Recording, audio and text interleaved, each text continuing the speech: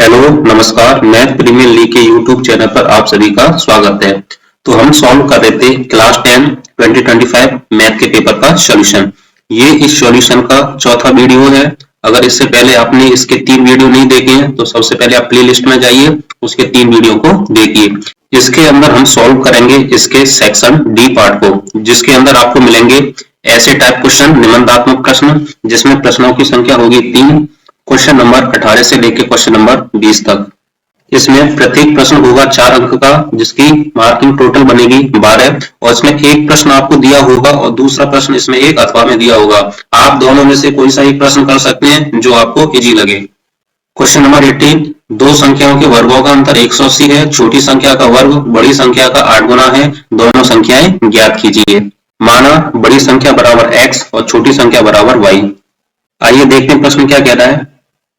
ये कह रहा है दो संख्याओं के वर्गों का अंतर 180 है, तो मुझे करना है x का वर्ग और y का वर्ग, इन दोनों का अंतर 180 के बराबर करना है। प्रश्नानुसार ये बनेगा समीकरण नंबर 1। पुनः क्या कह रहा है, छोटी संख्या का वर्ग बड़ी संख्या के 8 गुने के बराबर है। छोटी संख्या दी हुई है y, इसका वर्ग करना है और जो बराबर बनेगा x के 8 गुने के। पुनः प्रश्नानुसार ये बनेगा समीकरण नंबर 2। अब आपको करना है y स्क्वायर का मान समीकरण नंबर 1 में रखने पर। तो यहां से समीकरण बनेगा x square minus y square की जगह आपको लगाना है 8x बराबर 180।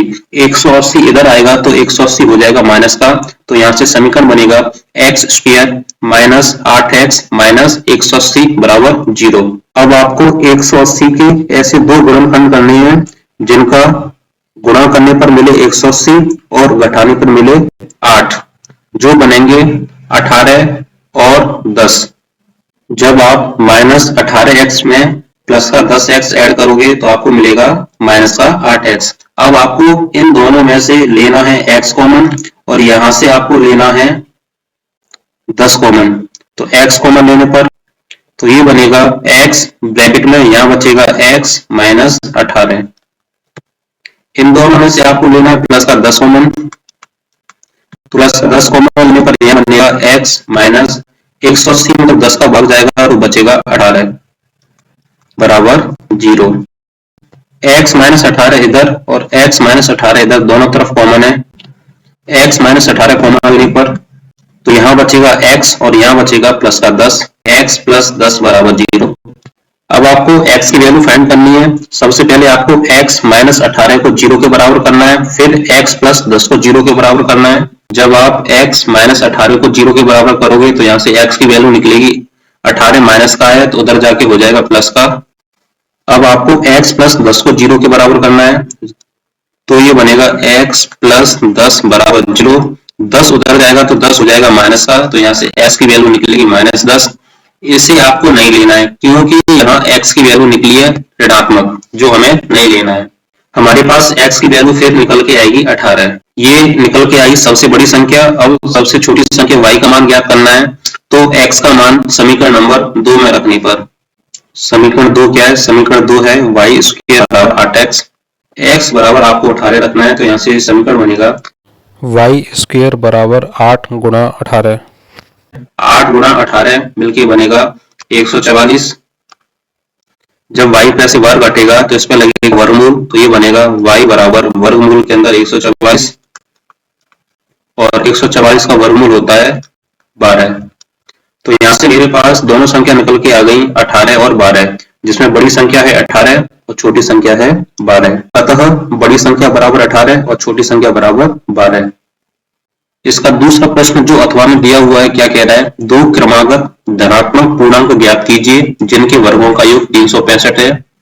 जब आपको दो क्रमागत धनात्मक पूर्णांक ज्ञात करनी हो तो कैसे ज्ञात करोगे, तो माना पहला क्रमागत धनात्मक पूर्णांक x और दूसरा बनेगा x प्लस 1।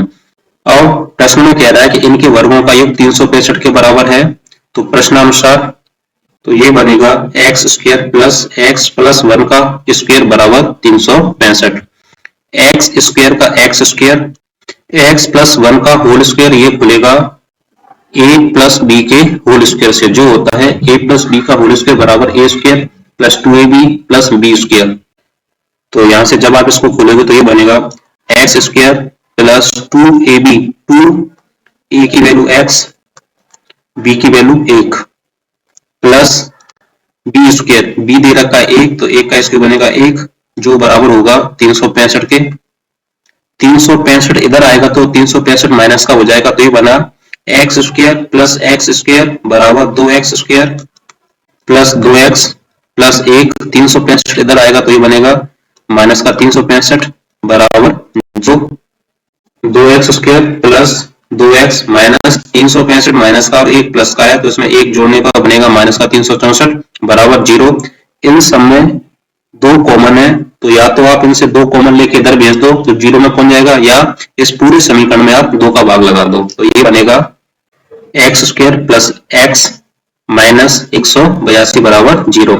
अब आपको 182 के ऐसे 2 गुणनखंड करने हैं जिनको घटाने पर मिले 1 और गुणा करने पर आए 182 तो जो बनेंगे 14 और 13। ये बना x square plus 14x minus का 13x माइनस का 182 बराबर 0। यहाँ से x कॉमन लेने पर जब आप इसमें से x कॉमन लोगे तो यहाँ बचेगा x और यहाँ से x जाएगा तो यहाँ बचेगा 14। इसी प्रकार यहाँ से आपको लेना है -13 कॉमन, -13 कॉमन लेने पर यहाँ बचेगा x, यहाँ बचेगा प्लस का 14 बराबर 0।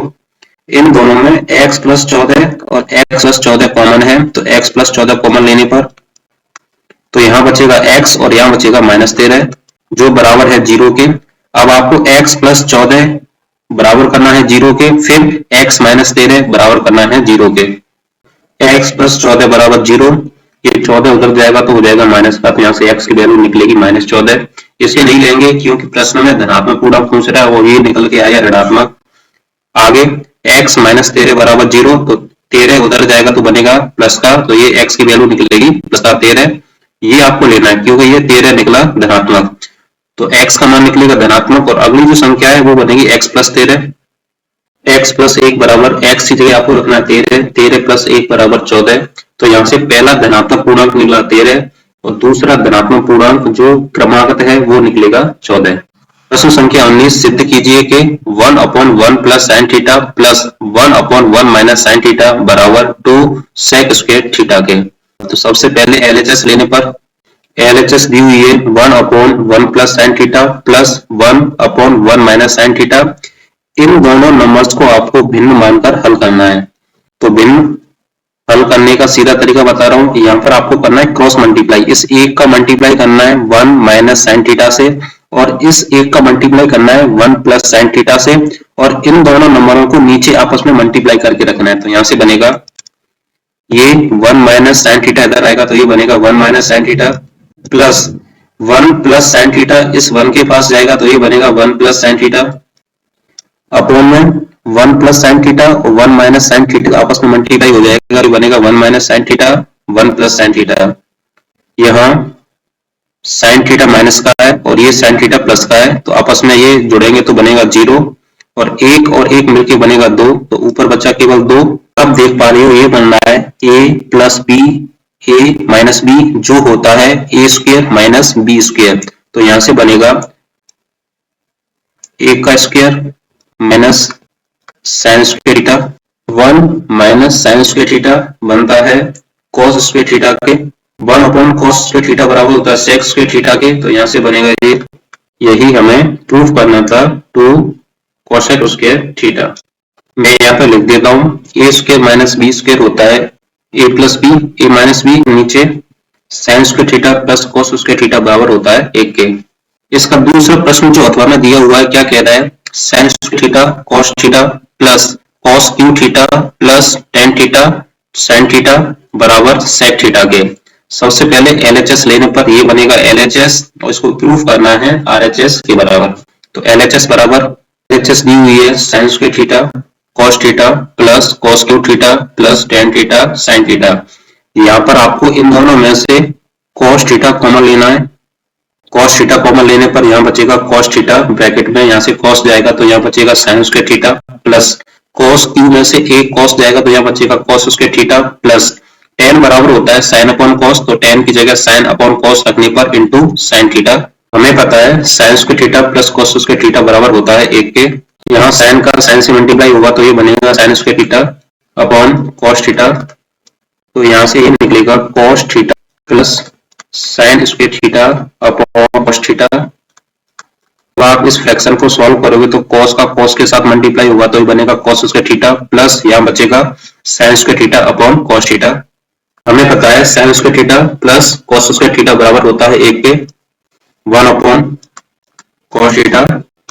1 अपॉन कॉस थीटा बराबर होता है सेक थीटा के बराबर RHS। यही हमें प्रूफ करना था।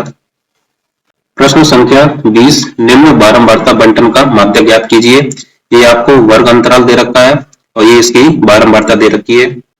सबसे पहले वर्ग ग्रुप लिखने पर इधर ये लिखे हुए हैं सभी।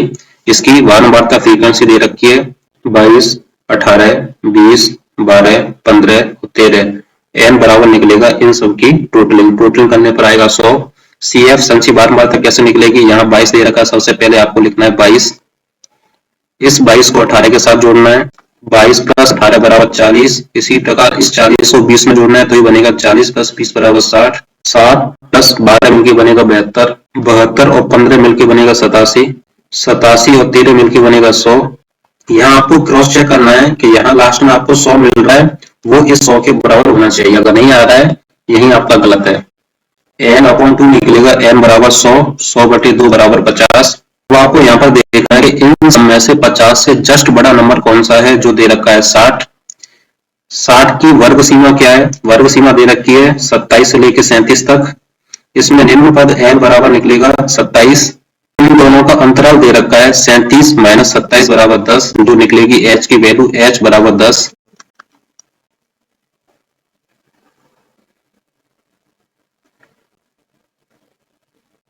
वर्ग अंतराल 27 से लेकर 37 तक किसकी बारंबारता दे रखी है, ये 20 की। तो ये यहाँ से 20 निकलेगी f की वैल्यू। तो f बराबर 20 और संचयी बारंबारता इसकी निकलेगी, इसके ऊपर वाला पद दे रखा है 18 और 18 के सामने दे रखा है इधर ये 40। तो CF बराबर 40। माध्य ज्ञात करने का फॉर्मूला होता है n plus n upon 2 minus CF upon f into h। यहाँ पर इन सभी वैल्यूओं को लगाने पर n बराबर 27, n बराबर 100, CF बराबर 40, f बराबर 20, h बराबर 10 रखने पर बनेगा 27 प्लस 100 बटे 2 बराबर 50 माइनस 40। इस 10 से ये 20 कट जाएगा 2 बार तो नीचे बचेगा 2।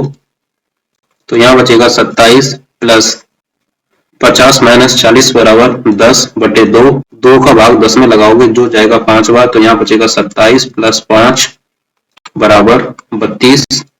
तो इस प्रश्न का माध्यक निकलेगा 32। अतः माध्यक बराबर 32। इसका दूसरा प्रश्न जो अथवा में दिया हुआ है क्या कह रहा है, निम्न बारंबारता बंटन का बहुलक ज्ञात कीजिए। ये आपको वर्ग दे रखा है और इसकी ये बारंबारता दे रखी है। ये नीचे इसका ग्रुप वर्ग लिखा हुआ है और इसकी बारंबारता लिखी हुई है। और आपको चेक करना है कि इन सब में सबसे बड़ा नंबर कौन सा है। तो आप देख पा रहे हो इन सब में सबसे बड़ा नंबर है 17, जो f1 की वैल्यू होगी। इससे जस्ट ऊपर वाला नंबर 16, जो f0 की वैल्यू होगी। और इसके जो जस्ट नीचे वाला नंबर है 12, जो निकलेगी f2 की वैल्यू। सबसे बड़ा नंबर था 17, तो जिसकी वर्ग सीमा बनेगी 20 से लेकर 29 तक, जिसमें n बनेगा 20 और इन दोनों का वर्ग अंतराल दे रखा है 29 माइनस 20 बराबर 9। इसकी h की वैल्यू निकलेगी h बराबर 9। इन सभी वैल्यूओं को मैं यहाँ पर लिख रहा हूँ। बहुलक ज्ञात करने का फॉर्मूला होता है n plus f1 minus f0 upon 2f1 minus f0 minus f2 multiply h। इन सभी वैल्यूओं को यहाँ पर रखने पर तो यहाँ से बहुलक निकलेगा l बराबर 20 प्लस f1 बराबर 17 माइनस f0 बराबर 16 upon 2f1 2 multiply 17 minus f0 बराबर 16 माइनस f2 बराबर 12 इंटू h बराबर 9। तो यहाँ से बहुलक बराबर 20 प्लस 17 में से 16 घटेगा तो बचेगा 1। इधर 9 का इसके साथ गुणा हो जाएगा, 2 गुणा 17 बनेगा 34, माइनस का 16 और माइनस का 12 मिलके बनेगा माइनस का 28। 20 प्लस 1 गुणा 9 मिलके बनेगा 9 अपॉन 34 में से 28 घटेगा तो बचेगा 6। 6 का भाग जब आप 9 में लगाओगे तो ये जाएगा 1.5 बार। 20 प्लस 1.5 मिलके बनेगा 21.5। तो इस प्रश्न का बहुलक निकलेगा 21.5, अतः गोलक बराबर 21.5। तो इन चारों पार्टों में हमने देखा था क्लास 10 2025 मैथ के पेपर का सॉल्यूशन। Thank you.